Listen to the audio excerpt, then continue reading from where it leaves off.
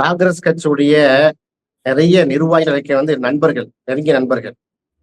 அண்ணன் மாணிக்கம் தாகூர் அவருடைய ஸ்டேட்மெண்ட் அவ்வப்போது நான் கேட்பேன். இப்ப கூட நான் பேட்டிக்கு வர முன்னாடி ஒரு 10 நிமிஷம் டிலே. ஏன்னா கரண்ட் சிச்சுவேஷன் என்னங்கிற ஒரு மாநில நிர்வாகிக்கு நான் நேரடியாக போன் போட்டு இதுல என்ன அப்டேட்டு, நான் வந்து ஒரு பேட்டிக்கு உட்கார போறேன், என்ன இந்த கேள்வி எல்லாம் கேட்பாங்க, ஸ்டாண்ட் என்னன்னு கேட்டேன்.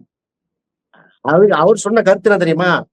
மாணிக்கம் தாகூர் வந்து எங்களுக்கு ஒன் ஆஃப் த லீடர்ஸ். அவர் கருத்தை வந்து ஒட்டுமொத்த காங்கிரஸ் ஏத்துக்கிட்டாங்களா? மாணிக்கம் தாகூருடைய கருத்து தான் செல்வ பிறந்த தலைவருடைய கருத்தா? அப்படிலாம் ஒண்ணு இல்லைங்க. அவரு ஒரு கருத்தை சொல்றாரு அப்படிங்கிற அளவுக்கு தான். அப்ப புரிதல் வந்து தெளிவா இருக்கிறது. இங்க லோக்கல்ல இருக்கக்கூடிய காங்கிரஸ் உடைய கட்சியுடைய தொண்டர்கள், தலைவர்கள், 2ஆம் கூட்ட தலைவர்கள்லாம் எப்படி இருக்கிறாங்கன்னா, திமுக அலைன்ஸ்ல இங்க மதச்சார்பற்ற முற்போக்கு கூட்டணியில் நாம் அங்கம் வகித்தால்தான் ஓரளவு நம்ம என்ன செய்ய முடியும், காங்கிரஸ் வந்து வெற்றி பெற முடியும் என்ற நிலையில அவங்க வந்து கிரவுண்ட் ரியாலிட்டியை புரிஞ்சு இருக்கிறாங்க.